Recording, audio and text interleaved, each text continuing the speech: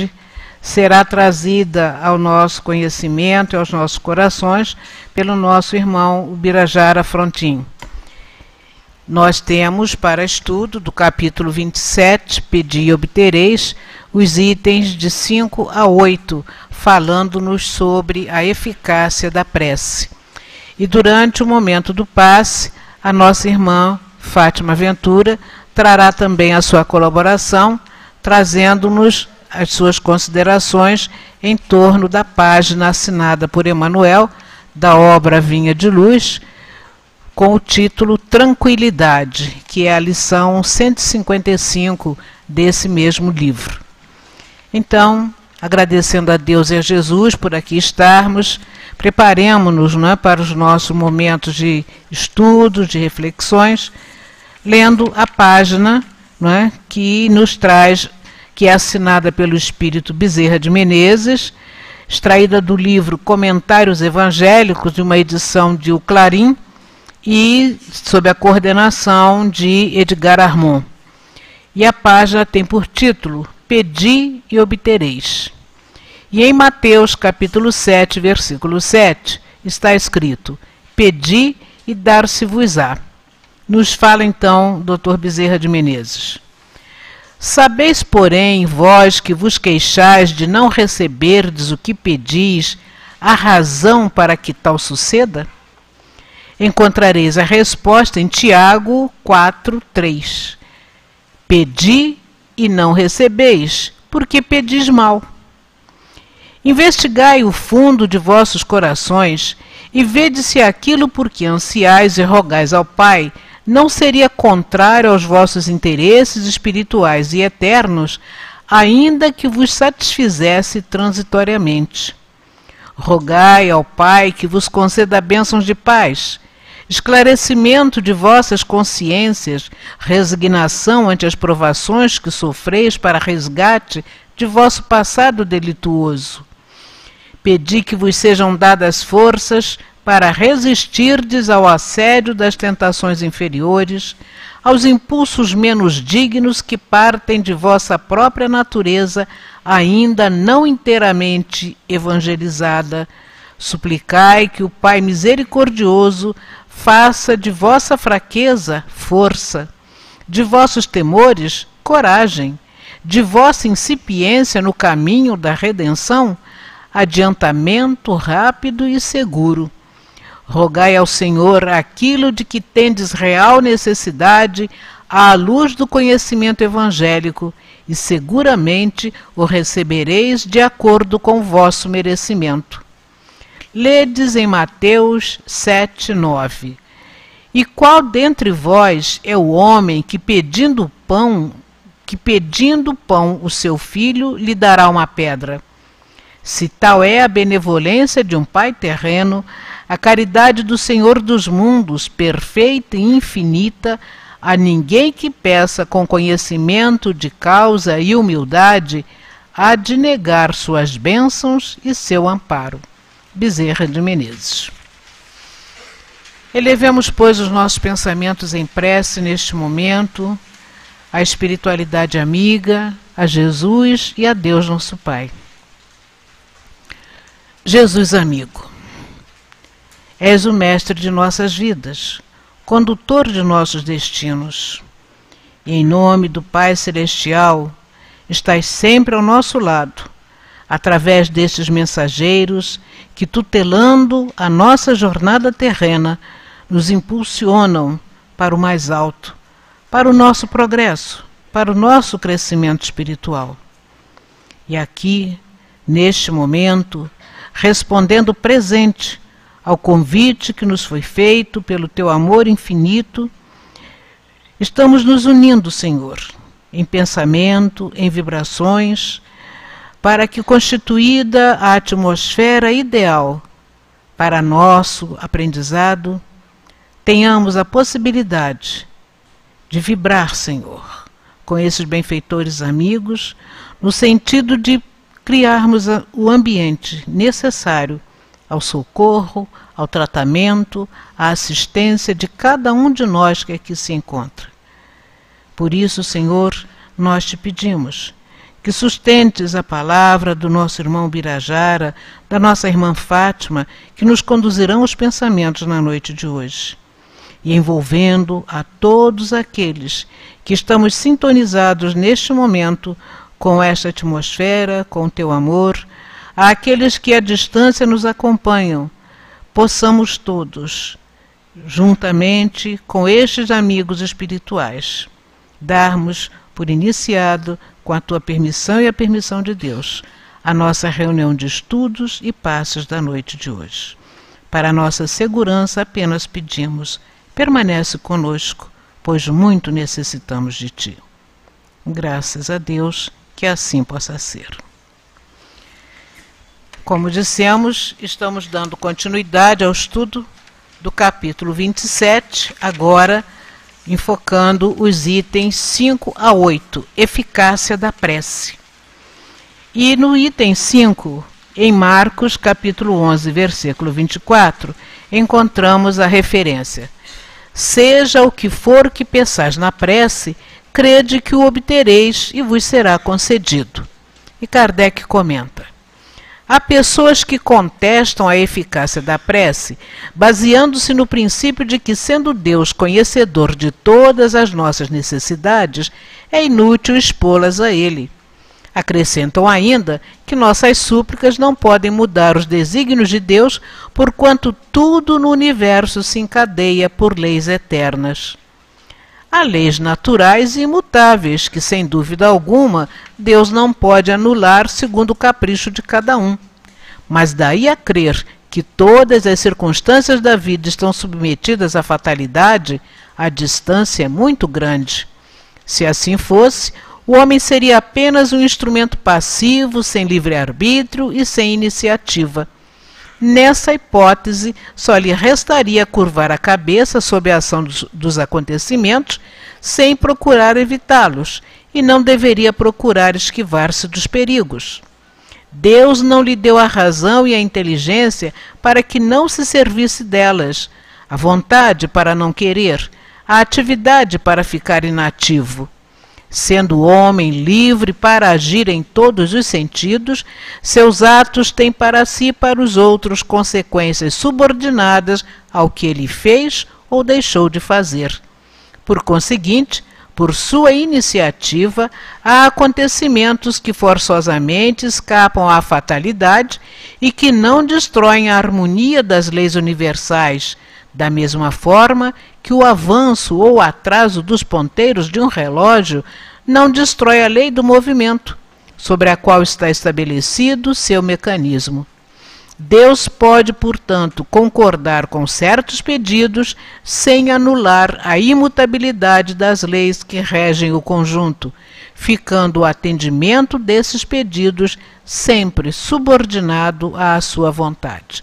Nós vamos interromper a leitura aqui, pedindo aos nossos irmãos que a complementem em seus lares, pois que elas serão objeto também, os demais itens, das considerações do nosso irmão Birajara, para quem rogamos as melhores vibrações de apoio. E que Deus o abençoe.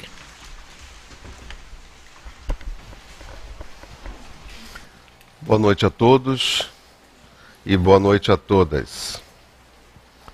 E que possamos nessa noite fazer uma ponte de ligação entre cada coração e cada mente aqui presente.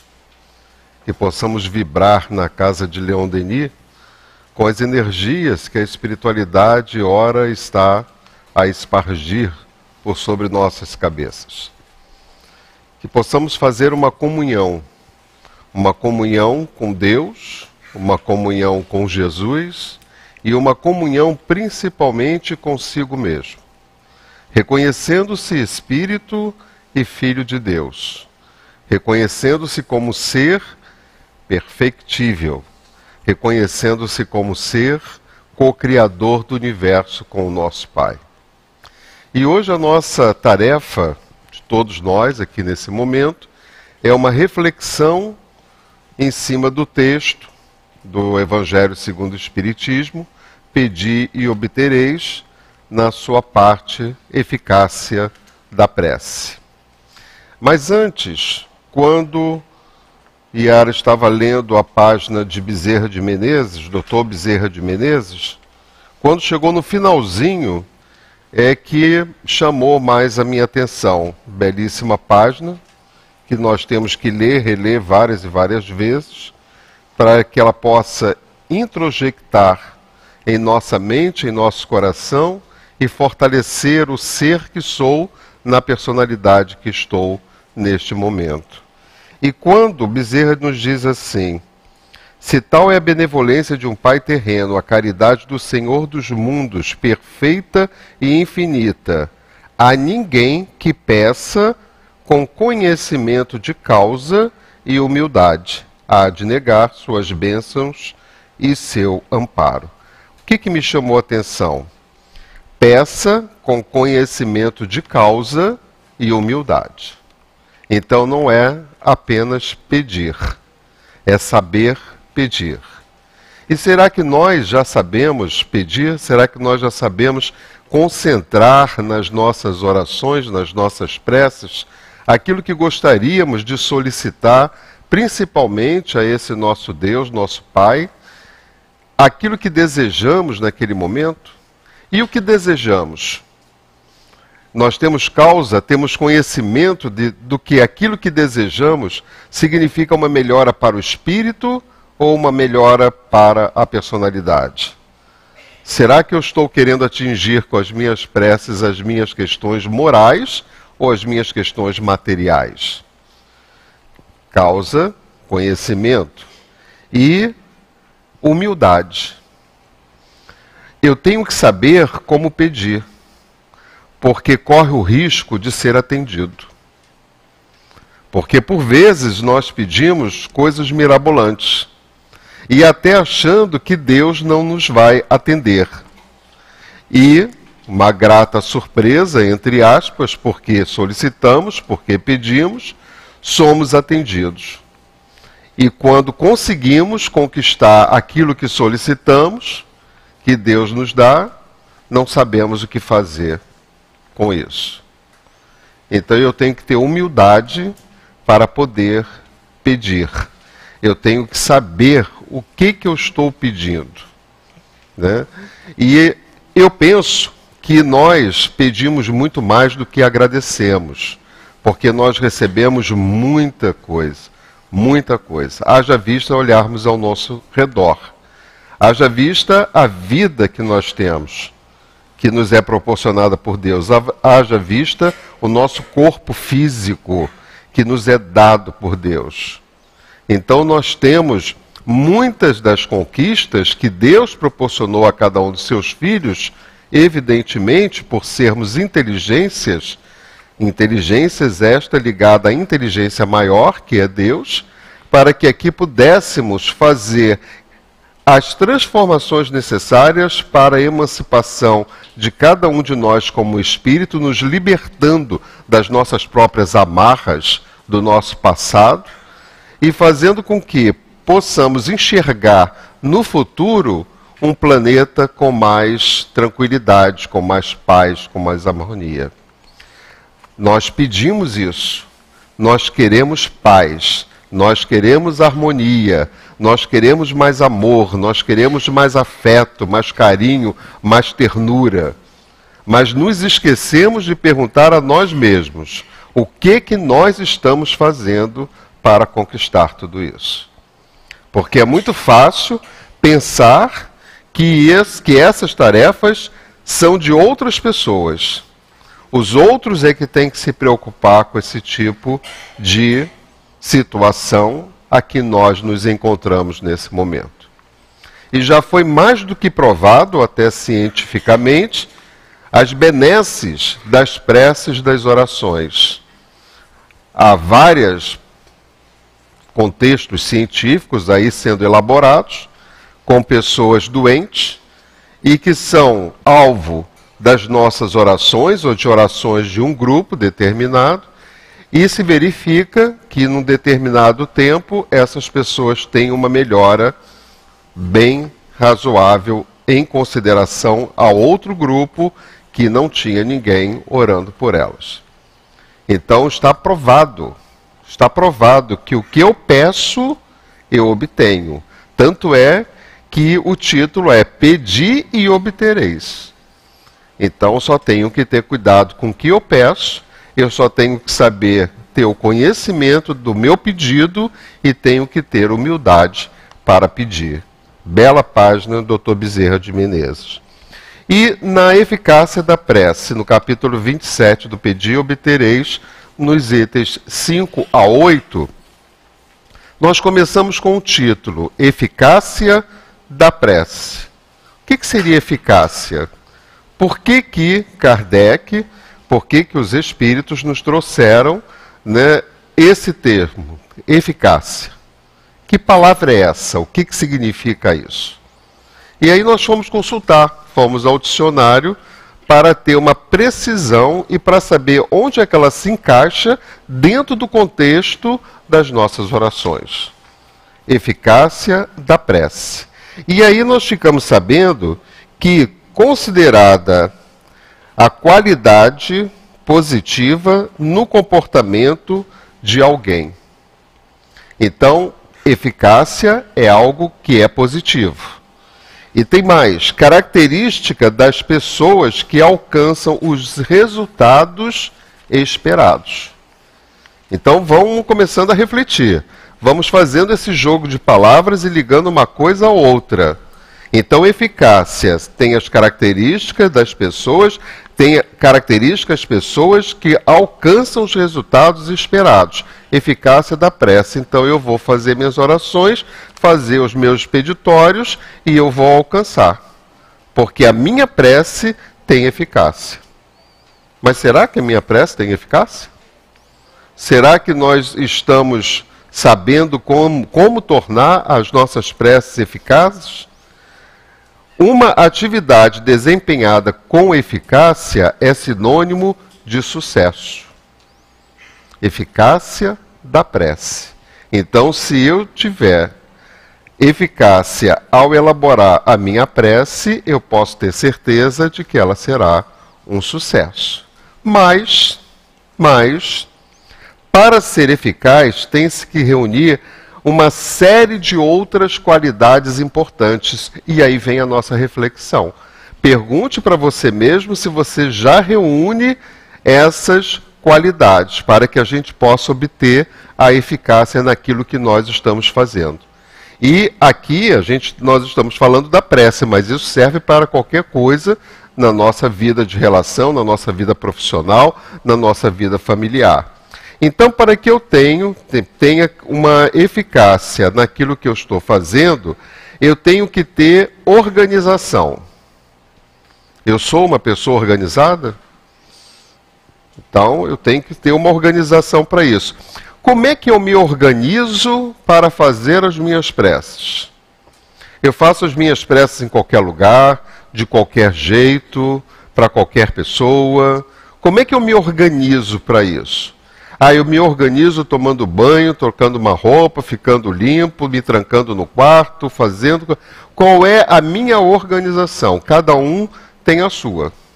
Não tem uma regra definida que todos nós devamos fazer dessa ou daquela maneira. Quando Jesus falou para que nós pudéssemos, ou fôssemos trancarmos-nos em nossos quartos e orar para Deus... Eu entendi essa passagem de Jesus como sendo o quarto, nós mesmos, o nosso coração. Então, que eu possa me trancar dentro de mim mesmo e buscar dentro de mim mesmo essa eficácia da minha prece. Então, eu tenho que fazer minha organização. Uma organização que a gente sabe, conhece muito bem, é a questão do Evangelho no lar. Quando a gente faz o Evangelho no lar, a gente determina um dia, determina uma hora e determina todo um roteiro para que a gente possa fazer o nosso Evangelho no lar. Isso é uma organização.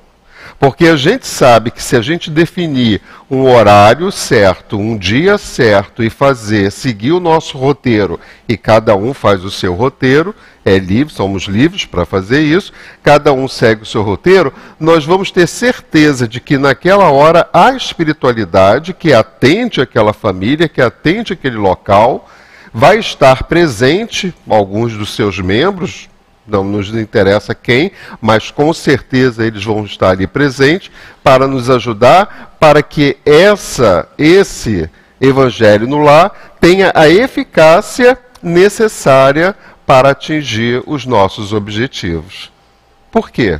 Porque a gente se organizou. Tem uma organização com relação a isso. Então eu preciso me organizar para poder ter uma eficácia da minha prece. Quando a gente tem um ente querido que está no leito de hospital, a gente se reúne ali ou no próprio leito ou vai para um local restrito, isso tudo se chama organização. E vai para um local restrito e ali faz as suas orações para aquele nosso ente querido. Então eu tenho que ser uma pessoa que tenha uma certa organização, principalmente interna, para poder fazer com que a minha prece seja eficaz. Uma outra coisa é o planejamento. Eu tenho que fazer um planejamento. O planejamento tem a ver com a eficácia de qualquer coisa que a gente venha a fazer na nossa vida.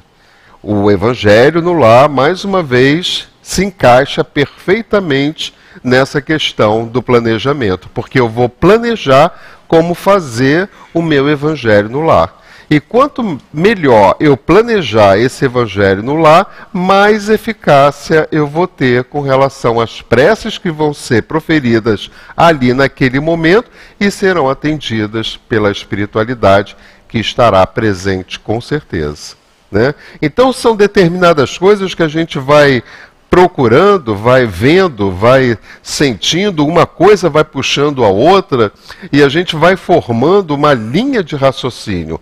E isso é muito bom que todos nós possamos fazer. Doutrina dos Espíritos não é uma doutrina para a gente ficar só lendo, como é prática dos espíritas e como é minha prática também, porque eu amo ler. Então, quando eu comecei com a doutrina dos espíritos, eu devorava os livros, né? Mas quando acabava um livro e me perguntava do que se trata, se assim, peraí, deixa eu pensar, não sei. Porque eu só li, eu não refleti, eu não estudei em cima daquilo que eles estavam colocando para a gente. Então, hoje eu posso ler os meus livros, mas eu leio com mais segurança, com mais comprometimento, com mais organização, para poder fazer no planejamento da minha leitura um momento que eu possa absorver, o espírito vai absorver aquele ensinamento que o espírito necessita para aquele momento. Quando eu estou lendo assim, eu estou satisfazendo a personalidade, é o meu momento, é aquilo que vai como e passa. E depois eu não me lembro. Você assim, não, você já leu o livro tal? Você assim, peraí, nem me lembro. O que fala mesmo o livro? E eu fico sem saber. Por quê? A gente não absorveu. Eu não fiz um planejamento, eu não me organizei para poder fazer com que aquele livro colasse em mim da feita que eu gostaria que ele estivesse nas suas palavras, nas suas sentenças, nos seus ensinamentos.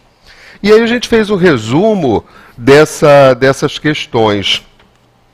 E que a gente pode fazer assim, a gente vai citar um pequeno trecho que está no Evangelho, no item, depois a gente faz uma pergunta para a gente refletir e cada um procura refletir respondendo ao seu modo essa pergunta. E depois a gente dá uma provável resposta que vai se juntar à resposta que cada um tem e que cada um já guarda dentro de si.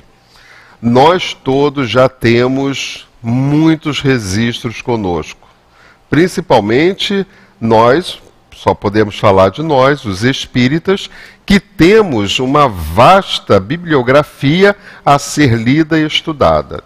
Se nós, nessa reencarnação, estivermos estudado os 5 livros de Kardec, compilados por Kardec, né, os livros da doutrina dos espíritos, o livro dos espíritos, né, os livros dos espíritos que nos chegam, nós já estamos de bom tamanho processando a nossa evolução, né?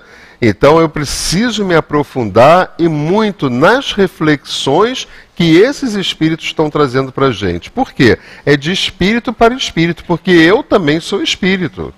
Então não é eles os espíritos, nós os espíritos. Eles estão trazendo ensinamentos para todos nós que são necessários para que nós não possamos sofrer, digamos assim, o mesmo que eles já passaram.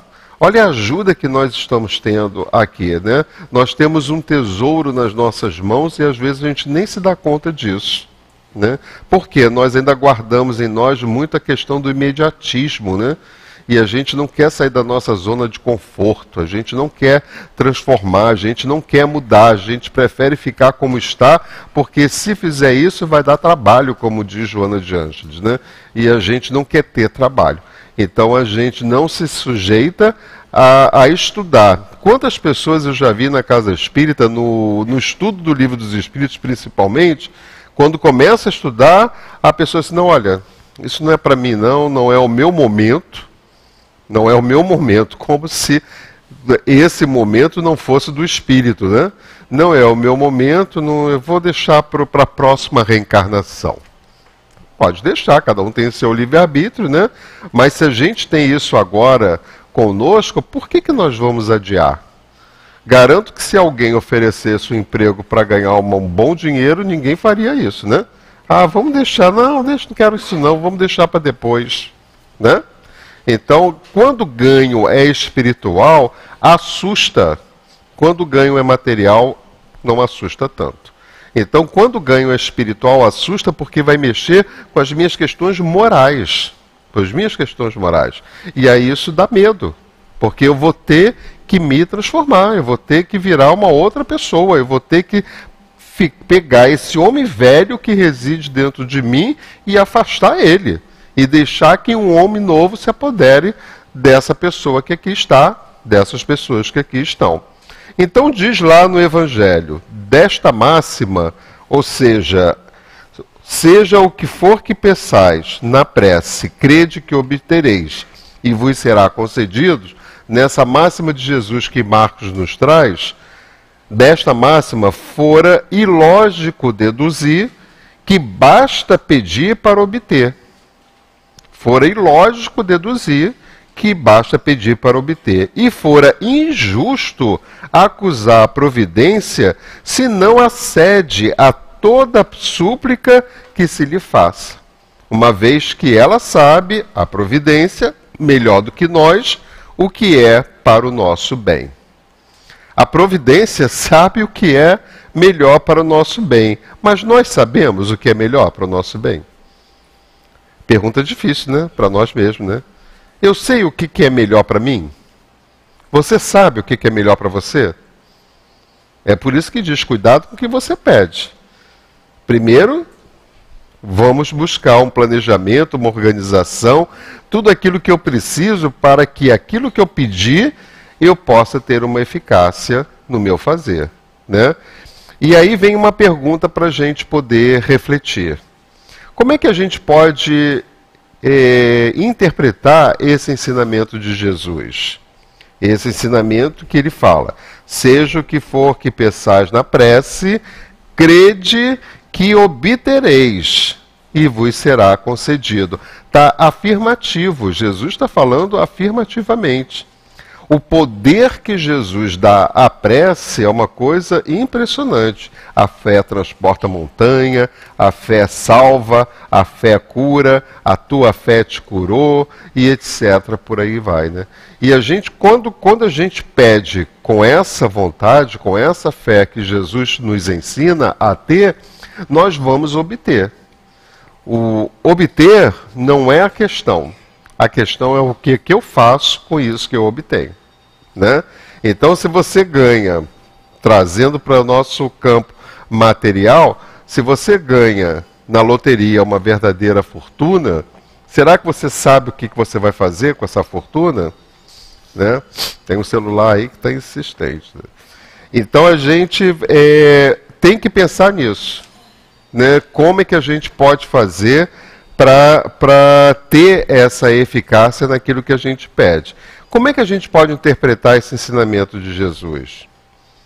Então, uma provável resposta, e cada um pode formular a sua resposta. Deus sempre nos atende os pedidos. Já começa por aí. Deus sempre nos atende os pedidos. Pode ser que aquilo que você pede hoje, você não vai obter amanhã. Mas um dia você obterá, porque ele atende nossos pedidos. E também depende do que você pede. Quando a gente traz as questões que é de Jesus, a gente não está trazendo as questões que são da matéria. Então, se eu quero um carro, eu quero um emprego, eu quero isso, eu quero aquilo, tudo aquilo que vai ficar, né, que vai ficar por aí quando a gente desencarnar, isso não é da alçada de Deus, não é da alçada dos Espíritos, não é da alçada de Jesus. Às vezes, nos é concedido só como teste para saber o que eu faço com aquilo que eu tenho, que me foi concedido. Mas eu preciso de merecimento para esse tipo de coisa, preciso que na minha reprogramação reencarnatória eu possa ter, de alguma forma, entrado em contato com isso, né, para que eu possa passar por esse teste. Por isso que não é para qualquer um de nós, né, são para poucos. E aí diz assim, Deus sempre nos atende os pedidos. Mas é claro que esse atendimento só ocorre conforme a nossa real necessidade. Então eu vou pedir. Eu quero ter uma eficácia na minha prece tal que ao fazer a minha prece, Deus me conceda. Mas aí Deus vai pensar assim, será que ele tem realmente necessidade daquilo que ele está pedindo? E aí a gente começa a cavucar isso tudo, né? Aí passa lá para o necessário supérfluo. Será que o que eu estou pedindo não é supérfluo? Será que o que eu estou pedindo não é a mais do que eu já tenho? Para que eu quero a mais do que eu já tenho? Para que eu quero isso que eu estou pedindo? Então, primeiro eu tenho que fazer uma avaliação comigo mesmo se de fato eu tenho necessidade daquilo que eu estou pedindo nas minhas preces. Porque quando a gente diz assim, Deus sempre nos atende, conforme nossa real necessidade, não é um ser, não é uma pessoa, não é uma energia, não é um espírito, não é nada disso que vai avaliar e julgar se eu tenho ou não necessidade. Deus não está em mim? Então quem vai avaliar isso sou eu mesmo. Nesse Deus que mora em mim.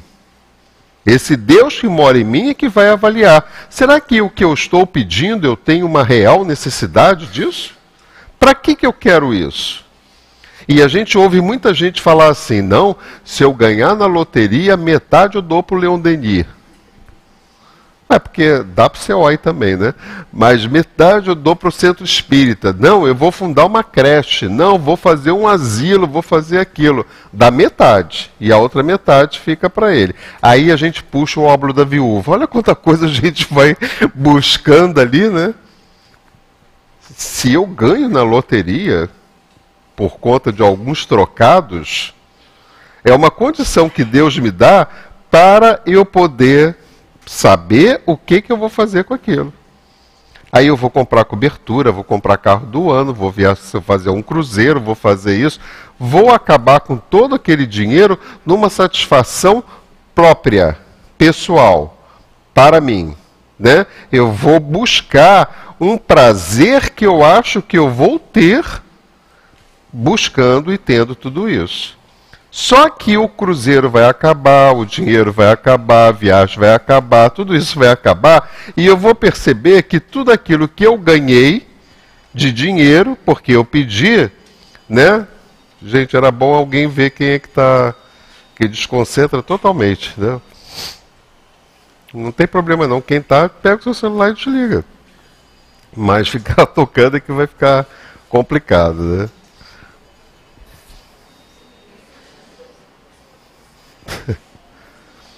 É por aqui.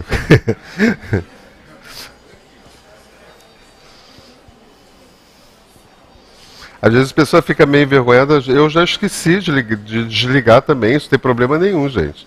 Isso acontece. A gente não vai jogar pedra, não. Tá? Até porque, olha lá. Até porque a gente está numa casa espírita, né? Mas desligou mesmo, né? Né? Então a gente vai buscar, de alguma forma, entrar em contato consigo mesmo, naquilo que eu estou pedindo, e buscar saber se eu realmente tenho necessidade daquilo. Olha só como é que tem a ver com planejamento, com organização. Uma coisa vai fechando com a outra. É impressionante quando a gente começa a traçar esses caminhos, né? E ele diz mais, além de eu ter que saber qual é a minha real necessidade, eu tenho que ter tido merecimento para isso. Mas como assim merecimento? Ser sincero, eu só posso ter o que eu tiver se eu tiver merecimento para isso. Aí diz assim, então quer dizer que Deus vai me castigar se eu não fizer o que eu tiver que fazer. E se eu tiver o que tiver que fazer, Deus vai me dar porque eu tenho merecimento para isso. Assim, mas também não seria injusto você ter sem merecer e o outro que merece não ter? Então a gente tem que fazer essa avaliação. Não é Deus, esse Deus que a gente está pensando, como a gente sempre pensou a nossa vida inteira, as nossas reencarnações inteiras, achando que Deus era aquele juiz que ia nos acusar, que ia fazer, que ia acontecer. Não somos nós mesmos, é a nossa consciência. As leis de Deus estão na minha consciência. Então eu é que vou entrar nesse julgamento. Eu é que vou começar a me perguntar, será que eu tenho merecimento para isso? E se eu achar que eu tenho merecimento para isso, o que eu tenho que fazer em troca desse merecimento que eu conquistei para mim? Será que eu conquistei esse merecimento apenas para ser mais do que o outro? Para ter mais do que o outro? Ou eu conquistei esse merecimento para mim para me doar mais? Para atender às necessidades do meu próximo? Porque se da feita que eu considerar, fizer esse julgamento de mim mesmo, desse merecimento que eu penso que eu tenho, porque eu fiz essa viagem para minha consciência, esse merecimento que eu tenho e ganhei aquilo que Deus me deu porque eu pedi, é para alguma coisa. É para alguma coisa, não é para me vangloriar, não é para ser aplaudido. Né? É para alguma coisa, e essa alguma coisa, cada um tem no seu coração e na sua mente o caminho a ser seguido. Então, cada um é que vai saber o que realmente tem que fazer. E na medida em que nossos pedidos não visem a satisfação de meros caprichos ou futilidades. Deus sempre nos atende os pedidos. Mas é claro que esse atendimento só ocorre conforme a nossa real necessidade e merecimento. E na medida em que nossos pedidos não visem a satisfação de meros caprichos e futilidades. Mais uma reflexão. O que é capricho e futilidade para você? A gente tem que entrar em contato com isso. A gente tem que saber o que é isso. Às vezes, capricho e futilidade para mim é uma coisa, para ele é outra. Então, eu tenho que entrar em contato com isso para saber o que eu penso de capricho e futilidade. Isso ainda está guardado em mim? Eu tenho capricho e futilidade? Então, se eu tiver, eu vou ter que começar a pensar e a elaborar em mim um planejamento necessário para que o meu pedir, através das minhas preces, tenha uma eficácia, tenha sucesso. E a primeira coisa que eu tenho que pedir nas minhas preces, Senhor, afasta de mim esse orgulho, afasta de mim essa vaidade, esse egoísmo. Senhor, afasta de mim tudo aquilo que já não mais faz parte do teu universo e muito menos do meu, porque eu sou tua criação. E quero ter em mim tudo aquilo que vós ensinais para mim, através de Jesus e através de todos esses amigos espirituais que já passaram por tudo aquilo que nós estamos passando e que hoje estão nos alertando como melhor dirigir as nossas vidas. Ajuda-me, Senhor. Dá-me forças, porque Sozinho eu não consigo, porque eu ainda estou na matéria, eu ainda estou num planeta que é de provas e expiações, eu ainda estou ligado a futilidades, eu ainda estou ligado a caprichos. E se a gente parar para pensar um pouquinho, a gente vai perceber o quanto de capricho e futilidade a gente ainda carrega dentro de nós. Só que está na lei, teremos que ser espíritos perfeitos. E não se concebe nenhum espírito perfeito com capricho e com futilidade. Então eu tenho que me ver livre disso. Aí a forma é que cada um vai buscar a sua, de acordo com a sua necessidade, de acordo com os seus registros, de acordo com o seu querer. Porque se você não quer, não adianta, nem Jesus e nem Deus fará esse milagre. Porque se eles fizerem, eles estão indo contra aquilo que eles nos deu, que é o nosso livre-arbítrio. Então ele nos deixa, eles não deu tudo aquilo que eu preciso, que agora é por minha conta. E eles estarão sempre ao meu lado para me ajudar. Mas eu não sou marionete. Eu sou co-criador deste universo. Eu sou inteligência. E como inteligência eu tenho que afastar de mim tudo aquilo que não é referente a essa inteligência. Valorizar-se para isso. Numa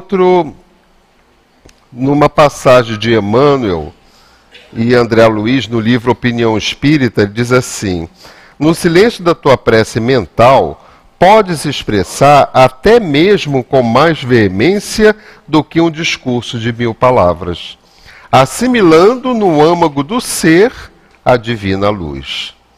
Aí a gente pergunta para a nossa reflexão: será realmente necessário pedir a Deus, uma vez que Ele conhece todas as nossas necessidades?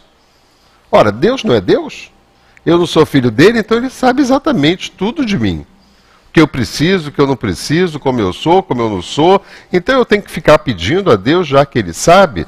E uma provável resposta depois da nossa reflexão. De fato, as nossas necessidades reais, Deus as sabe. As nossas necessidades reais. Olha as palavras. Deus as sabe. Porém, quando fazemos uma prece sincera, olha as palavras, quando fazemos uma prece sincera, não é uma prece, é uma prece sincera, nos aproximamos mais de Deus, demonstrando humildade perante Ele e nos curvamos diante de sua providência. Isso nos propicia uma melhor ajuda.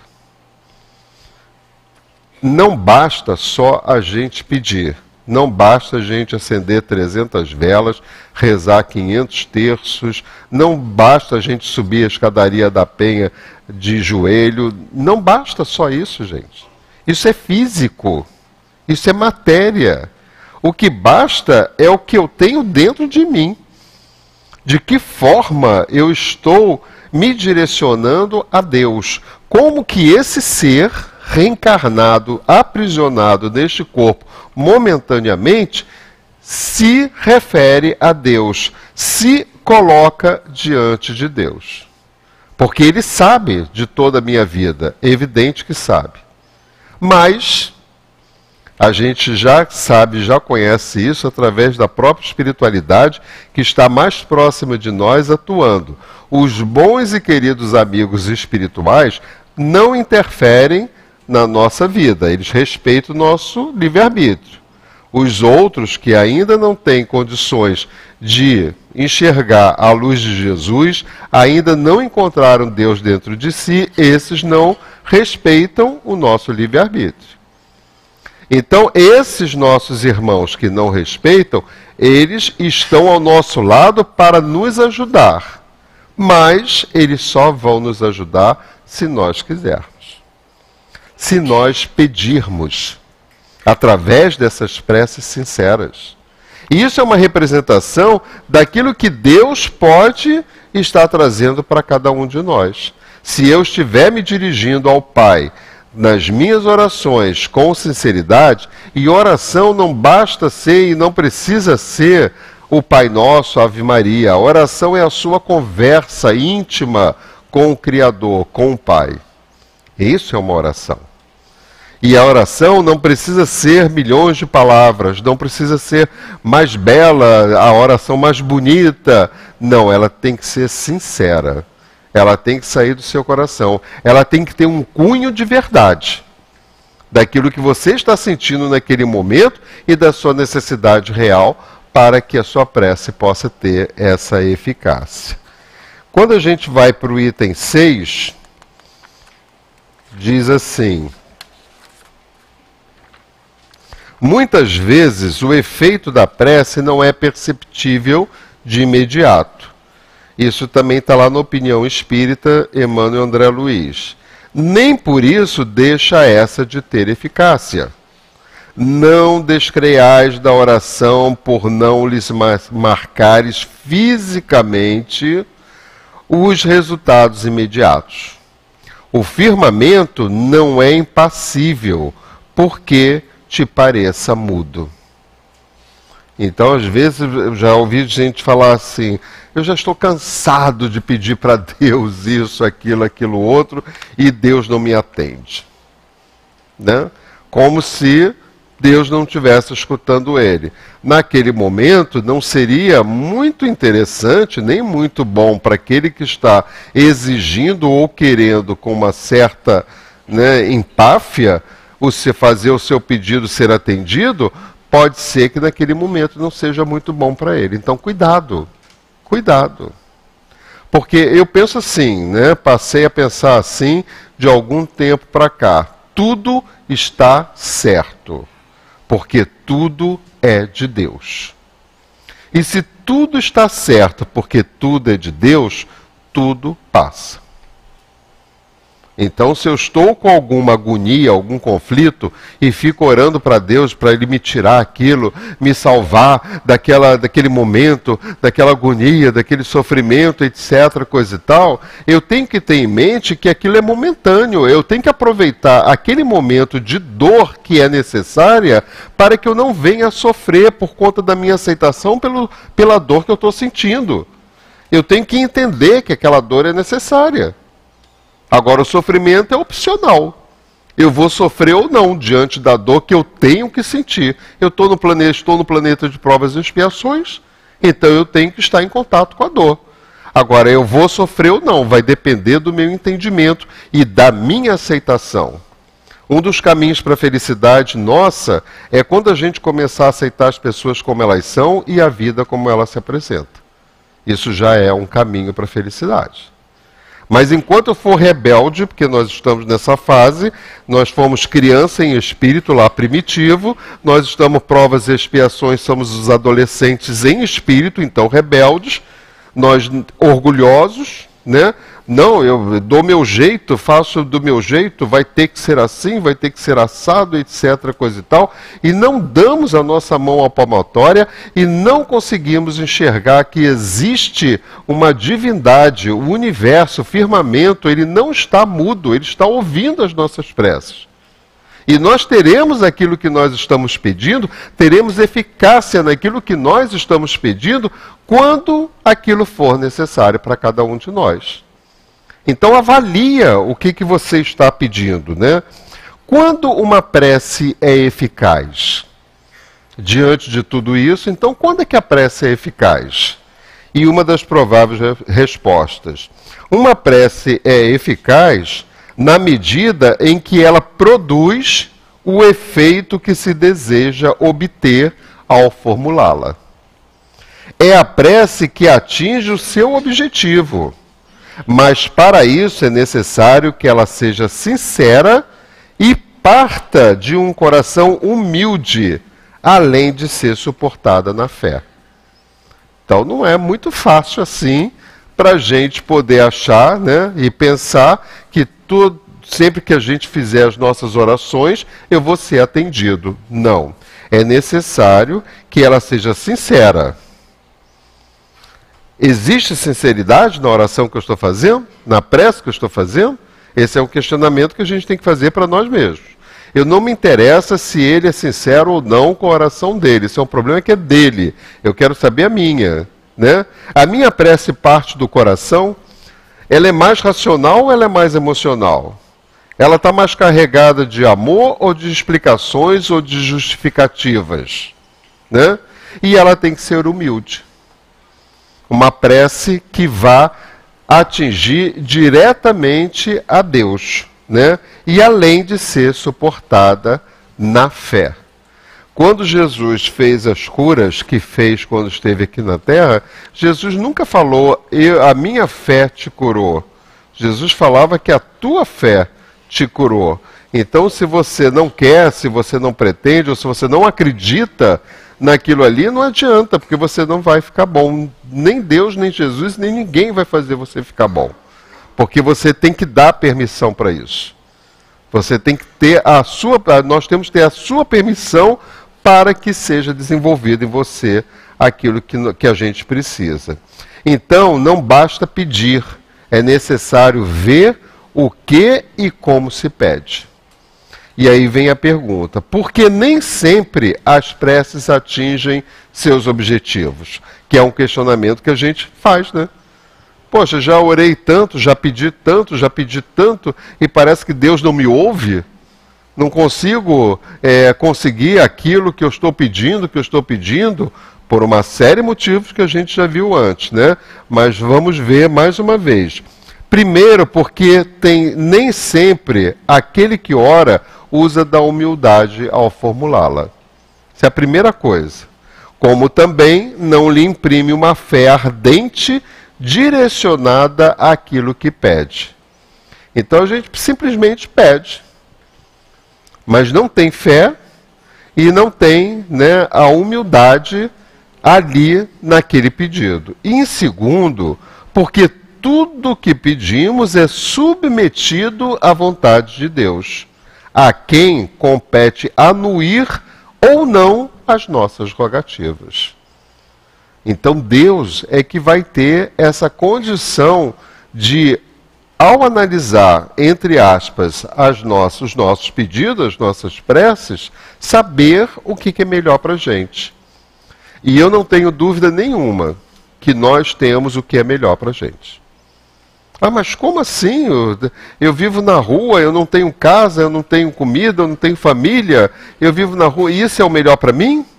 Assim, bom, se você considerar apenas essa presente reencarnação, talvez você tenha razão. Agora, se você está passando por esse momento, né, com esse sofrimento todo que você está sentindo, é porque você não está entendendo que nos seus registros passados você deve ter feito muito pior com outras pessoas. Lei de causa e efeito. E é para isso que a gente está aqui, nós estamos aqui para aprender. Quanto tempo mais a gente vai ter que ficar, vai e volta, né? E insistimos nas mesmas questões, insistimos nos mesmos erros, né? E isso é impressionante. E para a gente encerrar, uma prece de André Luiz, que eu acho muito bonita, que se chama No Silêncio da Prece, para a gente poder refletir. E André Luiz diz assim para a gente, está no livro Opinião Espírita. Em ti, no silêncio da prece mental, sem que tenhas necessidade de ver ou perceber, em sentido direto, o coração bate sem cessar na cadência admirável da vida. Movimenta-se o sangue por 1000 canículos diversos. Intestinos trabalham independentes de tua vontade, sustentando-te a nutrição. Pulmões arfam, revolvendo o ar que te envolve. Impulsos nervosos eletrizam-te a imensa população celular do cérebro. Miríades e miríades de unidades de vida microscópica palpitante na concha da boca.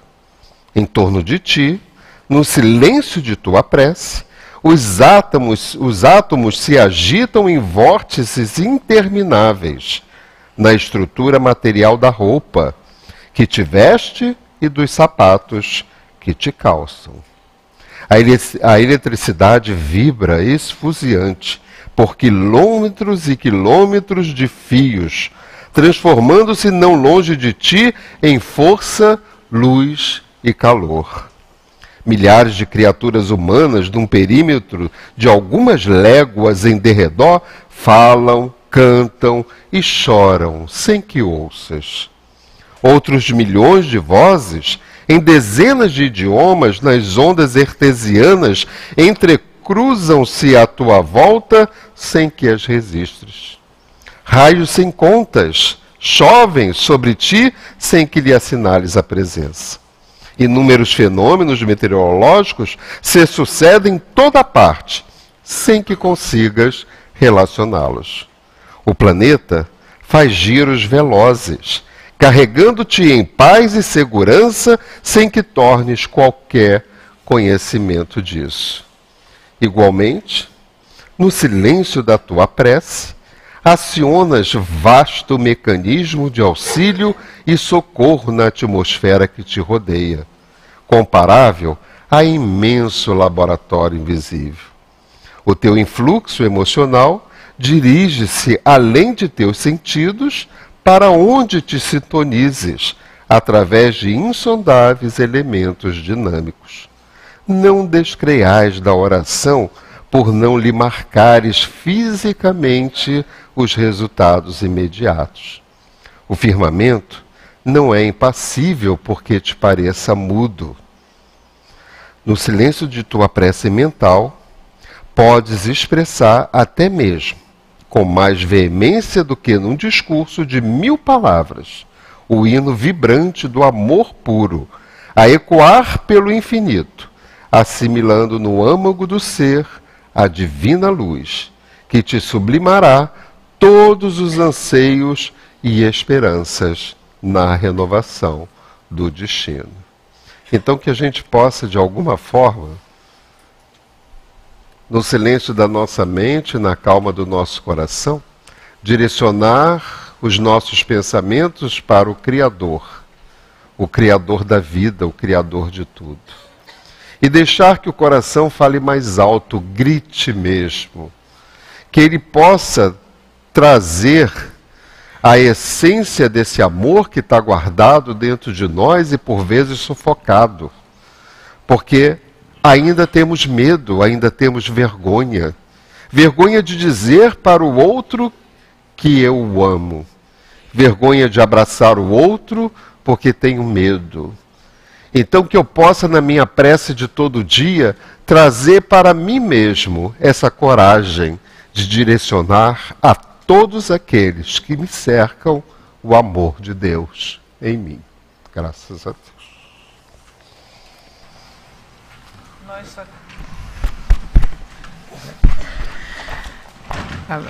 Nós só temos que agradecer ao nosso querido Birajara por tudo isso que nos trouxe hoje, com esse carinho, com esse amor, a nos enriquecer e a nos ajudar a refletir em torno desse movimento que é fundamental no nosso contato com o Criador. A prece, mesmo que seja aquela singela palavra, Senhor, olhe para mim. E com isso, nós então nos preparamos, como ele bem nos deixou claro, para esses nossos momentos de intimidade com o Criador, agora com mais consciência daquilo que precisamos fazer. Que Deus o abençoe e que o nosso querido Bira, não é, como carinhosamente o chamamos, esteja conosco em outras oportunidades, trazendo essa colaboração tão importante para todos nós. Passamos então agora à segunda fase do nosso trabalho, que é o momento do passe, quando a nossa querida Fátima vai também trazer a sua palavra, nos esclarecendo e nos ajudando nesses processos de reflexão. E a sua fala estará em cima de uma página assinada por Emmanuel e inserida no livro Vinha de Luz, é a lição 155, onde João, no seu capítulo 16, versículo 33, registra as palavras de Jesus que nos dizem: tenho-vos dito estas coisas, para que em mim tenhais paz. E sobre o título Tranquilidade, nos diz Emmanuel. A palavra do Cristo está sempre fundamentada no espírito de serviço, a fim de que os discípulos não se enganem no capítulo da tranquilidade. De maneira geral, os aprendizes do Evangelho aguardam a paz, onde a calma reinante nada significa além de estacionamento por vezes delituoso. No conceito da maioria, a segurança reside em garantia financeira, em relações prestigiosas no mundo, em salários astronômicos. Isso, no entanto, é secundário. Tempestades da noite costumam sanear a atmosfera do dia. Angústias da morte renovam a visão falsa da experiência terrestre. Vale mais permanecer em dia com a luta que guardar-se alguém no descanso provisório e encontrá-la amanhã com a dolorosa surpresa de quem vive defrontado por fantasmas. A terra é escola de trabalho incessante. Obstáculos e sofrimentos são orientadores da criatura. É indispensável, portanto, renovar-se a concepção da paz na mente do homem, para ajustá-lo à missão que foi chamado a cumprir na obra divina em favor de si mesmo. Conservar a paz em Cristo não é deter a paz do mundo, é encontrar o tesouro eterno de bênção nas obrigações de cada dia. Não é fugir ao serviço, é aceitá-lo onde, como e quando determine a vontade daquele que prossegue em ação redentora junto de nós em toda a terra. Muitos homens costumam buscar a tranquilidade dos cadáveres, mas o discípulo fiel sabe que possui deveres a cumprir em todos os instantes da existência. Alcançando semelhante zona de compreensão, conhece o segredo da paz em Jesus, com o máximo de lutas na terra. Para ele continuam batalhas, atritos, trabalho e testemunhos do planeta. Entretanto, nenhuma situação externa lhe modifica a serenidade interior, porque atingiu o luminoso caminho da tranquilidade fundamental. Convidamos agora os nossos irmãos médiuns a se posicionarem para que possamos, então, proceder ao trabalho de assistência aos nossos irmãos aqui presentes, como também convidamos aqueles que nos acompanham pela internet a tornar esse seu momento um momento de profunda comunhão com os nossos benfeitores espirituais, com Jesus, com Deus, nosso Pai, a fim de que possamos, numa comunhão de pensamentos, irradiar vibrações de muito amor, vibrações de muita harmonia, vibrações de paz, como uma grande prece que fazemos neste momento, procurando envolver os nossos irmãos desavisados quanto às suas responsabilidades na vida, para que despertem, a fim de que possamos todos contribuir com a nossa parte no processo da pacificação da humanidade nossa irmã. E assim, Jesus, neste momento tão precioso dentro das nossas reuniões, neste momento fundamental em que, compreendendo a mensagem que nos chega aos corações, nos sintonizamos contigo, nos sintonizamos com Deus nosso Pai, para que possamos tornar mais eficaz a nossa rogativa a Ti. Senhor, que possamos ser instrumentos úteis em Tuas mãos, para que através do trabalho que pudermos executar, contribuamos, Senhor, para a elevação do nosso mundo, da nossa sociedade, começando, Senhor, pela nossa elevação espiritual. Assim, Senhor, ajuda-nos, pois somos necessitados ainda. Que seja em Teu nome, Jesus, em nome de Deus, com a devida permissão, possamos dar por iniciada o nosso momento do passe. Que assim seja. Graças a Deus, que seja então abençoado este momento de passes junto a todos nós. A palavra de hoje nos vem do versículo em que João nos lembra a orientação de Jesus. Tenho-vos dito estas coisas para que em mim tenhais paz. E Emmanuel nos diz que é essencial para essa análise lembrarmos que a palavra do Cristo está sempre fundamentada no espírito de serviço. Por que Emmanuel destaca essa importante observação logo ao início do estudo? Porque ele sabe muito bem e nos conhece, como Cristo nos conhece, que a nossa tendência é buscarmos a paz, a tranquilidade como sinônimo de ociosidade. Emmanuel diz logo adiante que costumeiramente associamos a ideia da paz à ideia de um estacionamento, que por vezes se torna até delituoso, porque nos comprometemos com o mal quando nada fazemos, permitindo que o mal aconteça. A ociosidade não é, portanto, o caminho da paz nem da tranquilidade.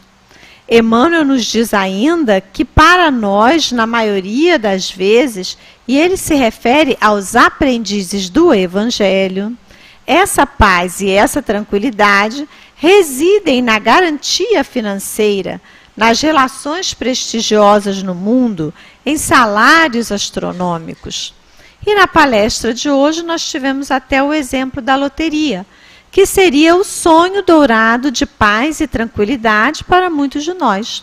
Não precisar trabalhar, não ter a imposição de uma disciplina, não ter um compromisso, não ter a necessidade de administrar aquilo que se ganha, de fazer o mínimo render o máximo, enfim, uma série de lutas que, na verdade, têm o objetivo de nos fazer caminhar e progredir.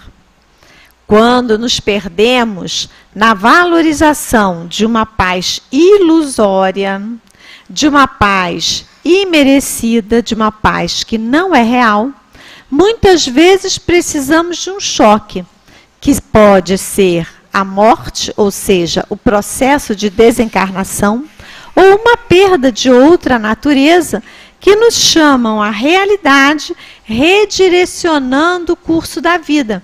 Por quê? Porque nos havíamos desviado daquilo que seria para nós o justo e necessário. A Terra é a escola de trabalho incessante. Obstáculos e sofrimentos são orientadores da criatura. São as lutas de cada dia, são os obstáculos a transpor que nos fazem progredir, que nos fazem buscar, crescer, melhorar, multiplicar recursos, aperfeiçoar habilidades e capacidades. Conservar a paz com o Cristo não é, portanto, ter a paz do mundo. É encontrar o tesouro eterno de bênçãos nas obrigações de cada dia. Não é fugir ao serviço, é aceitá-lo. Onde, como e quando determine a vontade daquele que prossegue em ação redentora junto de nós em toda a terra. Aceitar a vontade do Pai, realizar o máximo, cumprir as nossas obrigações com alegria e gratidão, pela oportunidade de crescermos, pela possibilidade de aprendermos, pela realidade de estarmos construindo uma paz verdadeira, não apenas em nós e para nós, mas também ao nosso redor, buscando a paz do mundo. No finalzinho do texto de hoje, Emmanuel nos diz que muitos homens ainda costumam buscar a tranquilidade dos cadáveres. Ele é firme na sua palavra, mas nos diz que o discípulo fiel, aquele que sabe, que tem consciência, que possui deveres a cumprir em todos os instantes da existência, ou seja, mesmo na alegria, precisamos dividi-la com o próximo, e isso é um dever, e isso também é um esforço. Para esse discípulo que persiste na luta, chegará um momento em que nenhuma situação externa lhe modificará a serenidade interior, porque atingiu o luminoso caminho da tranquilidade fundamental. Que nós todos possamos então trabalhar intimamente pela conquista da paz verdadeira, pela conquista da tranquilidade, não só para nós, mas também para todos aqueles que estão ao nosso redor, para este mundo no qual Deus nos colocou com um objetivo sublime. Que assim seja. Continuemos, meus irmãos, com os pensamentos elevados para sustentarmos o instante da comunicação do mundo espiritual.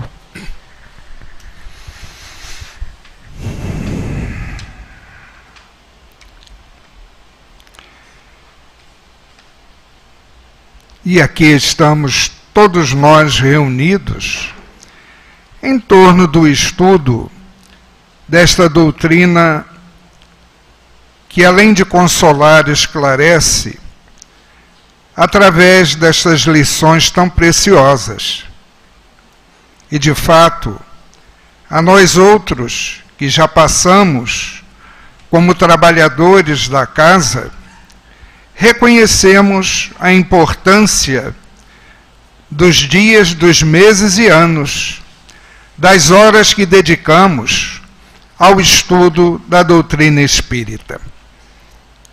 E afirmamos que, através do trabalho realizado, foi possível ter-se despertado no plano espiritual com uma relativa tranquilidade, não só pelo conhecimento, mas pelo esforço dispensado no exercício, na prática do bem.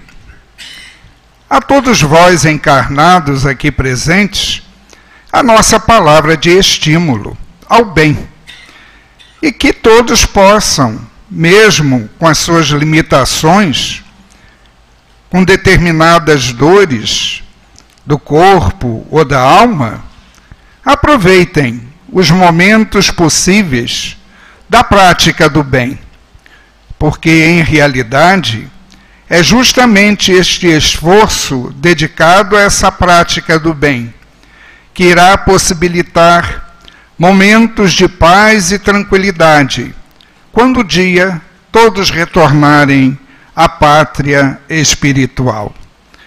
De minha parte, deixo sempre os meus votos de paz a todos, como também o meu abraço amigo, dizendo que Deus é um Pai justo e bom, que sempre ampara os seus filhos, através dos emissários que em seu nome trabalham protegendo, amparando e inspirando para o bem a todos. Fiquem na paz. Um abraço do amigo de sempre, José Jorge. Graças a Deus. Senhor Jesus, como foi boa a nossa decisão, Senhor, de hoje aqui estarmos para compartilhar desses instantes sublimes de meditações, de reflexões, que hão de nos trazer em todos os nossos momentos o estímulo necessário a prosseguirmos de forma determinada na busca, Senhor, do nosso crescimento. Agradecemos ao amigo espiritual que nos trouxe ainda mais essa força, esse impulso para que possamos seguir, esse estímulo que sempre há de nos alimentar a alma. Agradecemos a Ti, Jesus, a Deus nosso Pai, aos benfeitores que nos orientaram os passos para aqui chegarmos, para que pudéssemos então, enriquecidos, continuarmos firmemente na caminhada da nossa elevação. Pedimos, Senhor, que no retorno aos nossos pontos de origem, continuemos nesta vibração de alegria que vai em nossas almas e a compartilhemos com aqueles que nos aguardam, levando-lhes também esta mesma vibração que há de ser contagiante para todos nós.